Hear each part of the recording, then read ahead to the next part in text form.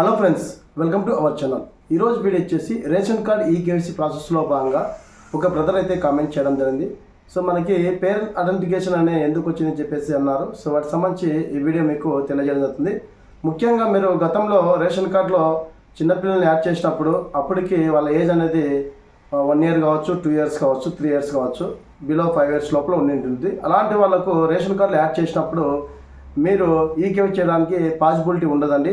So ఈకేవై చేయాలంటే ration కార్డులో ఎక్కించినప్పుడు వాళ్ళ ఫ్యామిలీలో ఉన్నటువంటి మదర్ కానీ ఫాదర్ యొక్క బయోమెట్రిక్ ద్వారా మనం ఈకేవైస్ అని చేసేవాళ్ళం.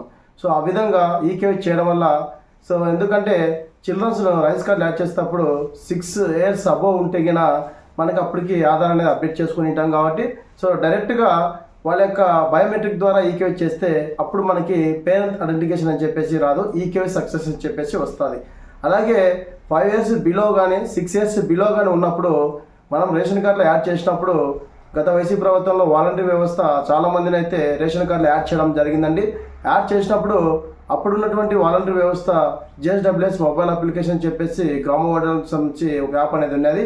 ఆ యాప్ ద్వారా అప్లై చేసినటువంటి టీ నెంబర్ ద్వారా ఈకేవై చేసేటప్పుడు అక్కడ మనకి 5 years బిలో అని చెప్పి సెలెక్ట్ చేసుకొని పిల్లల యొక్క పేర్ల దగ్గర మదర్ యొక్క అథెంటికేషన్ లేకుంటే ఫాదర్ యొక్క అథెంటికేషన్ ద్వారా రైస్ కార్డ్ ఈకేవై చేసి వాళ్ళకి రైస్ కార్డ్ అని ఇష్యూ చేసిన తర్వాత 1 monthకు రేషన్ అనేది తీసుకోవడం జరిగింది. సో అలాంటివన్నిటి ఇప్పుడు మొత్తం మనకి ఈ ప్రభుత్వంలో రేషన్ కార్డ్ ఈకేవై ప్రాసెస్ అనేది చేయాలని చెప్పేసి క్లియర్గా మెన్షన్ చేయడం జరిగింది. కాబట్టి మనకి 5 years బిలో ఉన్న వాళ్ళకి ఇంకా ఇప్పటి వరకు ఎటువంటి ఆప్షన్ అయితే తీసుకురాలేదు. ముఖ్యంగా మనకి ఈకేవై ప్రాసెస్లో భాగంగా 6 years అబోవ్ ఉన్న వాళ్ళకి ఆధార్ అనేది అప్డేట్ చేసుకున్న తర్వాత 1 week లోపల అప్డేట్ అయిన వెంటనే మీకు సంబంధించినటువంటి గ్రామ సచివాలయంలో కానీ అలాగే డీలర్ షాప్ దగ్గర కానీ మీరు ఈకేవై చేసుకోవచ్చు. అలాగే ముఖ్యంగా మరొక విషయం ఏంటంటే ఇక్కడ మనము రేషన్ డీలర్ దగ్గర రేషన్ తీసుకున్నప్పుడు కొంతమందికి మీ యొక్క రేషన్ కార్డుకి మొబైల్ నెంబర్ అనేది లింక్ లేదు.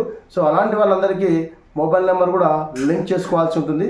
ఇప్పుడు రీసెంట్గా మనకి ఈ April 1 నుంచి 15 తేదీ లోపల మనకి రేషన్ అనేది డెలివరీ చేస్తున్నారు కదా, రేషన్ అనేది మనకు వేయడం అయితే జరుగుతుంది కదా.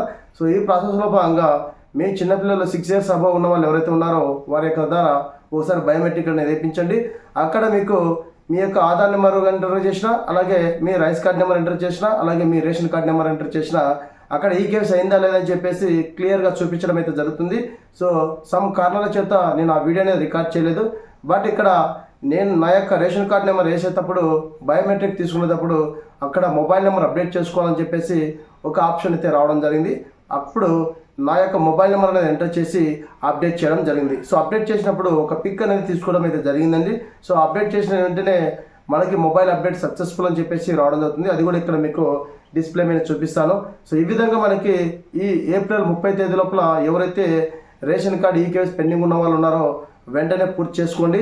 సచివాలయంలో కూడా ఎనీ ఎంప్లాయీ దగ్గర మీకు ఓటీపీ ద్వారా కానీ అలాగే ఫేషియల్ ద్వారా కానీ మీరు ఈకేవైని పూర్తి చేసుకోవచ్చండి. ఇప్పుడైతే వర్క్ అవుతుంది. అలాగే ఇక్కడ మనకి మీ సంబంధించి డీలర్ షాప్ దగ్గర కూడా మీరు ఆల్రెడీ ఇప్పుడు ఇంటింటి రేషన్ వేస్తున్నారు కాబట్టి వెంటనే మీరు మీ దగ్గరికి రేషన్ దగ్గరికి వెళ్లకుండా మీ ఇంటి దగ్గరకు వచ్చినప్పుడు ఒక వ్యాన్ వచ్చినప్పుడు రేషన్ డీలర్ సంబంధించి వ్యాన్ వచ్చినప్పుడు అక్కడ మీరు మీ యొక్క రేషన్ కార్డ్ నెంబరు గతంలో ఇచ్చినటువంటి రేషన్ కార్డ్ నెంబర్ కావచ్చు అలాగే గత వైసీపీ ప్రభుత్వం ఇచ్చినటువంటి రైస్ కార్డ్ నెంబర్ అనేది ఎంటర్ చేసిన మీకు అక్కడ ఈకేవై అనేది ఎస్ అని చెప్పేసి ఉంటుంది, లేకుంటే నో అని చెప్పేసి ఉంటుందండి. అప్పుడు మీరు ఈకేవై చేసుకోవచ్చు. ముఖ్యంగా చిన్నపిల్లలకి 5 years బిలో ఉన్న వాళ్ళకి ఇంకా వాళ్ళకి ఈకేవై చేయడానికి ఇంకా పెండింగే ఉన్నాయి, పేరెంట్ అథెంటికేషన్ అని చెప్పేసి ఉన్నాయి. అలాంటి వాళ్ళకు ఇంకా ఎటువంటి ఆప్షన్ అయితే తీసుకురాలేదు. మేబీ చూద్దాం, వెయిట్ చేద్దాం. మనకి April 30 వరకు అయితే టైం ఇచ్చారు కదా. సో అలాంటివన్నిటికి ఇంకేమైనా కొత్త ఆప్షన్ తీసుకొస్తారా లేదని చెప్పేసి చూడాలి.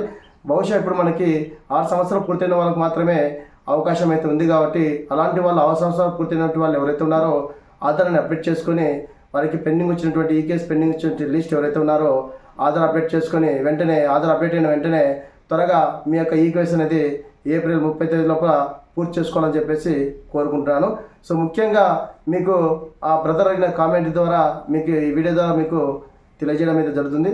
పేరెంట్ ఐడెంటిఫికేషన్ అనేది గతంలో రైస్ కార్డులో యాడ్ చేయడం వల్ల ఆ పేరెంట్స్ అనేది పిల్లల యొక్క ఏజ్ బిలో ఉంది కాబట్టి పేరెంట్స్ ద్వారా ఈకేవై చేయడం ద్వారా దాన్ని పేరెంట్ ఐడెంటిఫికేషన్ చెప్పేసి ఉంటారండి. సో మీకు ఈ వీడియో ద్వారా ఇన్ఫర్మేషన్ దొరికింది అనుకుంటున్నాను.